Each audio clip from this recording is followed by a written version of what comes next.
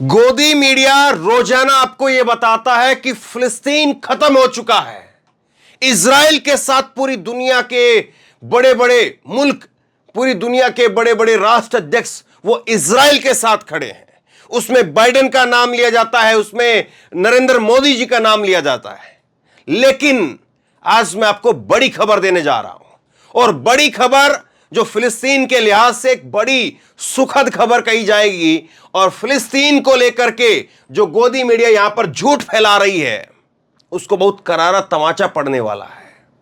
अभी अभी नरेंद्र मोदी जी ने फिलिस्तीन के राष्ट्रपति से बात की है, और इस बात की जानकारी किसी और ने नहीं, इस बात की जानकारी खुद नरेंद्र मोदी ने दी है।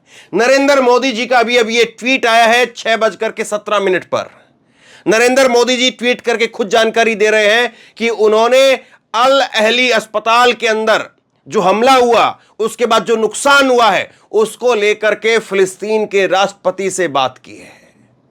और इससे पहले कल रात को एक जो है ट्वीट आता है जो बाइडेन की तरफ से, और जो बाइडेन 2 लाइन के अंदर 2 टूक कहते हैं कि हमास फिलिस्तीन नहीं है, हमास सारे फिलिस्तीनियों का प्रतिनिधित्व नहीं करता है। ये दोनों राष्ट्र अध्यक्षों का बयान आपके सामने है, बाइडेन का बयान आपके सामने और नरेंद्र मोदी का बयान आपके सामने। मोदी जी ने क्या कहा इस पर आगे विस्तार से बात करेंगे, लेकिन उससे पहले जरा गौर से देखिए, आंख खोल करके देखिए इस चीज को, आप किस तरह से झूठ बोला जा रहा है। जी न्यूज का एक चैनल है, उसकी एक जो है वो थंबनेल है कि युद्ध में कूदे मोदी, इजराइल बोला थैंक यू। भारत किसी भी तरीके से युद्ध के अंदर नहीं कूदा है, तो भारत के प्रधानमंत्री भी नहीं कूदे हैं, यही माना जाएगा। लेकिन जी न्यूज खुद इस बात को कह रहा है कि युद्ध में कूद गए हैं मोदी, इजराइल थैंक यू बोल रहा है इसको लेकर के।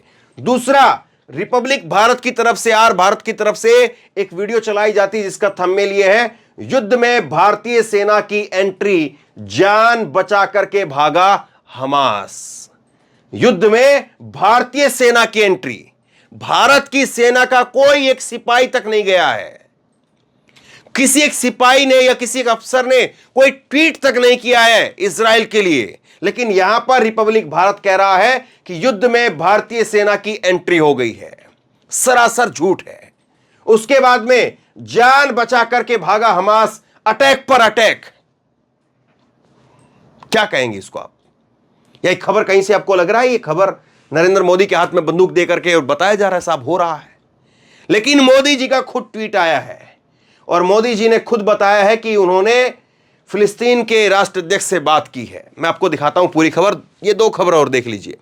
नेतन्याहू से मीटिंग के बाद अचानक पलटे बाइडेन, मोदी ने चौंकाया। इस बयान को लेकर के, बाइडेन के इस बयान को लेकर के जी न्यूज ने इस खबर को छापा है कि यहां पर जो है वो बाइडेन पलट गए हैं। बाइडेन ने साफ तौर पर कहा है कि मेजॉरिटी ऑफ फिलिस्तीनी वो हमास नहीं है, और हमास वो रिप्रेजेंट नहीं करता है फिलिस्तीन के लोगों को। इस बयान के बाद में इन्होंने खबर चलाई है कि नेतन्याहू से मीटिंग के बाद अचानक पलट गए बाइडेन, और मोदी ने सबको चौंकाया। अब इसके बाद में देखिए, गाजा पर इजराइल का कब्जा निकल चुके हैं, किलर टैंक आ रहे हैं बाइडेन मोदी। जबकि मोदी के जाने की, बाइडेन गए वहां पर, लेकिन मोदी के जाने की कहीं पर कोई खबर नहीं है। विदेश मंत्रालय की तरफ से कोई खबर नहीं, किसी प्रकार की कोई खबर नहीं है कि मोदी इजराइल जा रहे हो। जब मोदी जी खुद जो है वो यहां पर फिलिस्तीन के राष्ट्राध्यक्ष से बात कर रहे हैं, तो इजराइल क्यों जाएंगे? सोचिए जरा इस बात को। लेकिन कैसे झूठ परोसा जाता है आपके सामने है। अब देखिए, पीएम मोदी ने की फिलिस्तीन के राष्ट्रपति से बात, इजराइल हमास के जंग के बीच में इन मुद्दों पर चर्चा हुई है। और क्या कहा है सुनिए, प्रधानमंत्री नरेंद्र मोदी ने गुरुवार को फिलिस्तीन के राष्ट्रपति महमूद अब्बास से बात की है। इजराइल हमास को जंग को लेकर के दोनों के बीच में कई मुद्दों पर बात हुई। पीएम मोदी ने ट्वीट करके कहा है कि फिलिस्तीन के राष्ट्रपति महमूद अब्बास से बात की है, गाजा के अल अहली अस्पताल में नागरिकों की मौत पर अपनी संवेदनाएं व्यक्त की हैं। हम फिलिस्तीनी लोगों के लिए मानवीय सहायता भेज रहे हैं और ये भेजना जारी रखेंगे। क्षेत्र में आतंकवाद, हिंसा, बिगड़ती सुरक्षा व्यवस्था स्थिति पर अपनी गहरी चिंता साझा की है। इजराइल फिलिस्तीन मुद्दे पर भारत की लंबे समय से चली आ रही सैद्धांतिक स्थिति को दोहराया है। तो ये नरेंद्र मोदी जी की तरफ से बातचीत के बाद जो पूरा लबोलवाब है वो सामने आया है। नरेंद्र मोदी जी ने वहां पर फिलिस्तीन के राष्ट्राध्यक्ष से, राष्ट्रपति महमूद अब्बास से बात की है और बात करके अपनी तरफ से, भारत की तरफ से संवेदनाएं जताई है। अल अहली अस्पताल के ऊपर अटैक को लेकर के जिस तरह से खबरें आई, 500 के करीब जो है लोगों की वहां पर मौत हो गई। एक बात यहां पर मैं क्लियर कर देता हूं, मैंने भी उस अटैक के बाद में खबर बनाई, वीडियो बनाई और उस वीडियो के अंदर कहा कि इजराइल की तरफ से यह अटैक हुआ है। इस तरह की कई सारी खबरें आ रही है। शुरुआती तौर पर उस वक्त में यही जो है वो खबरें निकल करके सामने आ रही थी कि इजराइल की तरफ से जो है वो अटैक कर दिया गया है। ये 17 तारीख को जब वो अटैक की जो अल अहली अस्पताल के ऊपर जो है खबर आई और उसके बाद में 500 लोगों की मौत हो गई, तो जो है यही शुरुआती तौर पर यही जानकारी निकल करके सामने आई। लेकिन अब कई सारी चीजें ऐसी निकल करके सामने आ रही हैं जो इस ओर इशारा कर रही है और साफ तौर पर इशारा कर रही है कि हो ना हो ये हमला जो है वो फिलिस्तीन की तरफ से ही किसी संगठन के द्वारा छोड़े गए रॉकेट के द्वारा हो सकता है। क्योंकि जिस अस्पताल का जिक्र हो रहा है और जिस अस्पताल के ऊपर अटैक का जिक्र हो रहा है, वहां पर जो रॉकेट लगने की बात कही जा रही है, तो गड्ढा जो है वो केवल और केवल थोड़ा सा है, 30 सेंटीमीटर के आसपास का जो है वो गड्ढा है। ये इतना सा बस केवल गड्ढा 30 सेंटीमीटर करीब, इतना सा आप मान करके चलिए। जबकि अगर रॉकेट गिरता तो कम से कम 3 मीटर के आसपास तक का गड्ढा हो सकता था, ये जानकार लोग बताते हैं। तो अब जो खबरें आ रही है वो चीजें बदल रही हैं। इसीलिए जो है जो भी बात हो, जिस प्रकार की भी बात हो, उस पर बात करनी चाहिए और बगैर लाग लपेट के बात करनी चाहिए। इसमें यह नहीं कि हमें केवल और केवल जो है वो इजराइल का जो है वो बुराई करनी है या फिलिस्तीन की बुराई करनी है। जो बात है वो बात है। अगर इजराइल की तरफ से कोई बात होगी तो इजराइल को भी कहीं से जो है वो, इजराइल को एक तरह से अगर ये कहें कि उसकी आलोचना करने में कोई कोर कसर नहीं छोड़नी चाहिए, क्योंकि मानवता के ऊपर हमला इसको जो है देखा जाना चाहिए। बच्चों की वहां पर मौत हो रही है या किसी और की मौत हो रही है, या फिर जो है फिलिस्तीन की तरफ से, अगर फिलिस्तीन के किसी संगठन की तरफ से अगर कुछ ऐसा हुआ है तो उसमें भी फिलिस्तीन को जो है वो देखना चाहिए और फिलिस्तीन के उन संगठनों को देखना चाहिए कि आपकी वजह से ही इतने लोगों की जान चली गई। तो ये सारी चीज जो है वो आप जो है वो एक खास चश्मा लगा करके देखेंगे तो आपको समझ में नहीं आएगी। आप अगर एक न्यूट्रल चश्मा लगा करके देखेंगे तो आपको पता चलेगा कि फिलिस्तीन की गलती है, इजराइल की गलती है, किसकी गलती है, तब आपको पता चलेगा।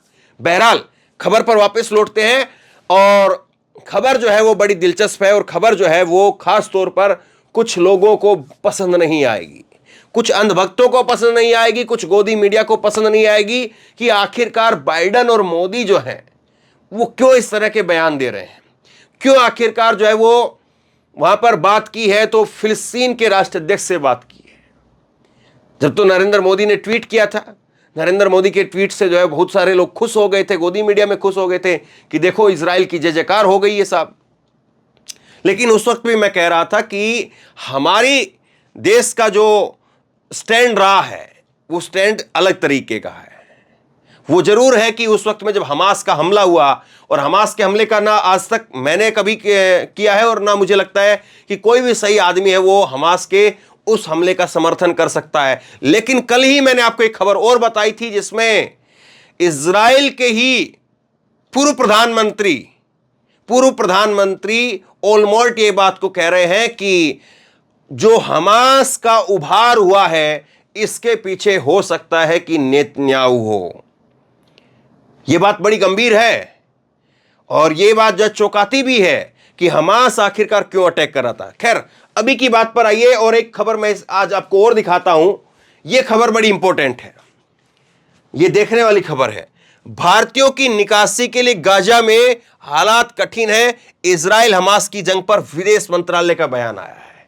विदेश मंत्रालय के प्रवक्ता है अरिंदम बागची और इनका एक बयान आया है अभी, और इन्होंने कहा है कि गाजा के अंदर हमारे अभी भी काफी लोग फंसे हुए हैं। 1200 के करीब 1200 के करीब नागरिकों को ऑपरेशन अजय के तहत इज़राइल से लाया जा चुका है। लेकिन अभी भी हमारे काफ़ी लोग जो है वो गाजा के अंदर फंसे हुए हैं और वहां से लोगों को निकाल पाना वो कठिन हो रहा है। ये विदेश मंत्रालय के प्रवक्ता, विदेश मंत्रालय की तरफ से इस बात को कहा गया है। सोचिए, यहां पर जो लोग खुशियां मना रहे हैं, यहां पर जो लोग कह रहे हैं गाजा के ऊपर अटैक कर दो, गाजा को निस्ते नाबूद कर दो, खत्म कर दो गाजा को। गाजा के अंदर 9 लाख बच्चे हैं और अभी तक जो आंकड़े हैं कि 4,500 लोगों की वहां पर मौत हुई है, तो इसमें बताया जाता है कि 700 के करीब बच्चे हैं। लेकिन खैर, नफरतबाजों को नफरत सूझेगी, उनको खात्मे से मतलब है, उनको खून खराबे से मतलब है। उनको किस बात से मतलब है? प्यार, प्रेम, भाईचारा, मोहब्बत, आपसी जो है दुनिया के अंदर सौहार्द बढ़े, इस बात से मतलब है क्या? किसी मजलूम को, किसी गरीब को ना दबाया जाए, इस बात से मतलब है? अब देखिए, जो लोग यहां पर जो है वो कंफ्यूज हैं कि ये क्यों हो रहा है, वो क्यों हो रहा है, उनके लिए सुनिए जरा। भारत 2 राष्ट्र के सिद्धांत को मानता है। विदेश मंत्रालय की तरफ से इस बात को कहा गया है। विदेश मंत्रालय की तरफ से कहा गया कि किसी भारतीय की कैजुअलिटी की सूचना नहीं है। साथ ही कहा गया है कि गाजा में अस्पताल पर हुए हमले को लेकर के विदेश मंत्रालय की तरफ से कहा गया है कि आपने पीएम का ट्वीट देखा होगा। पीएम ने नागरिकों की मौत पर चिंता जताई और परियोजनाओं से संवेदना व्यक्त की। भारत हर तरह की हिंसा की निंदा करता है। फिलिस्तीन के मसले पर हम 2 राष्ट्र के सिद्धांत को मानते हैं। गाजा फिलिस्तीन को मदद पर आरिंदम बागची ने कहा कि सन 2000 से लेकर के 2023 तक भारत ने लगातार फिलिस्तीन की मदद की है। 29.5 मिलियन डॉलर की मदद भारत की तरफ से भेजी जा चुकी है। और ये 23 साल का जो हिसाब यहां पर जो है वो दिया जा रहा है, इन 23 सालों के अंदर अटल बिहारी वाजपेयी की भी सरकार थी, मनमोहन सिंह की 10 साल की सरकार मनमोहन सिंह जी की भी थी, कांग्रेस की सरकार भी थी, और अब 9 साल से नरेंद्र मोदी जी की भी सरकार है। और 23 साल के अंदर हम करीब करीब जो है वो 30 मिलियन डॉलर की मदद फिलिस्तीन को भेज चुके हैं। और अभी अमेरिका ने भी कहा है कि वो भी गाजा के अंदर कई मिलियन डॉलर की मदद भेज रहा है, अपने सैनिकों को भी वहां पर सहायता के लिए भेज रहा है, और भी कई तरीके से अमेरिका वहां पर मदद करेगा। लेकिन कुछ लोग चाहते हैं कि नहीं खून खराबा हो, कुछ लोगों को जो है पसंद नहीं आ रहा है। अल अली अस्पताल का जो मैं जिक्र कर ही रहा था, और बमबारी के बाद में जो पहले जो स्टैंड जो है वो लिया जा रहा था, या पहले जो खबरें आ रही थी वो बता रही थी कि इजराइल की तरफ से, लेकिन अब जो खबरें आ रही है वो मिस फायर की भी जो है वो पुष्टि करती हैं कि मिस फायर हो गया है, इस बात की भी पुष्टि करती हैं। तो इसलिए उन लोगों को जो केवल और केवल इस हमले के पीछे जो है वो इजराइल का जो है बात बता रहे थे, उस पर भी जो है वो स्टैंड अब कुछ अलग हो गया है। ये भी ध्यान रखने वाली बात है। तो किस तरह से चीजें बदल रही है, लगातार बदल रही है, और इन बदलती हुई चीजों से पूरी दुनिया का जो इस वक्त में जो माहौल है वो भी बदलेगा। और निश्चित तौर पर पूरी दुनिया में कोई भी शांति प्रिय, शांति पसंद आदमी होगा, वो नहीं चाहेगा कि युद्ध हो, क्योंकि एक युद्ध रूस और यूक्रेन के बीच में लगातार हम लोग झेल रहे हैं, और उसकी वजह से दुनिया भर के ऊपर जो असर पड़ रहा है, लोगों के ऊपर असर जो पड़ रहा है वो हम झेल रहे हैं।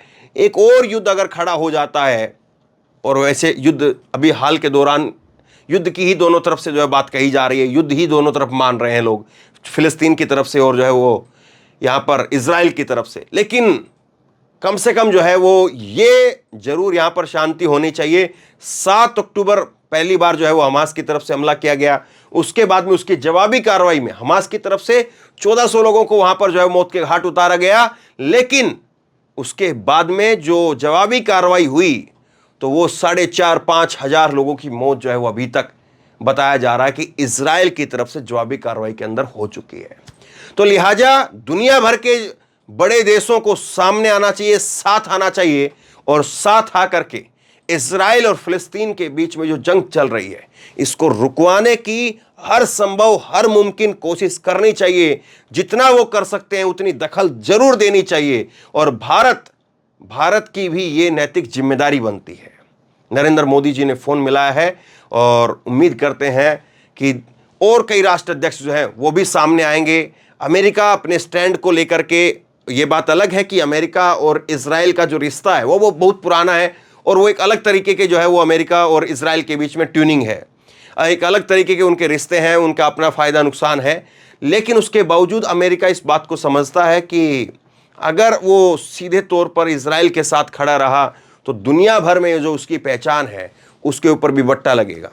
तो बहरहाल अमेरिका और जो बाइडेन और नरेंद्र मोदी की तरफ से जो बयान आए हैं उसको लेकर के आप क्या कहेंगे? और साथ ही साथ ये लोग इन लोगों के लिए भी 2 शब्द जरूर लिख करके जाइएगा। शेयर कीजिए इस खबर को, लोगों तक पहुंचाइए और इसी तरह की तमाम खबरों के लिए ऑनलाइन न्यूज इंडिया को सब्सक्राइब कीजिए। साथ में जो बेल आइकन है घंटी उसको जरूर दबाइए ताकि जैसे ही कोई खबर अपलोड करें उसकी नोटिफिकेशन सीधे सबसे पहले आपको मिल सके। और अगर ये वीडियो फेसबुक पर देख रहे हैं तो फेसबुक पर हमारे पेज को लाइक कीजिए, फॉलो कीजिए और इस खबर को शेयर कीजिए। धन्यवाद।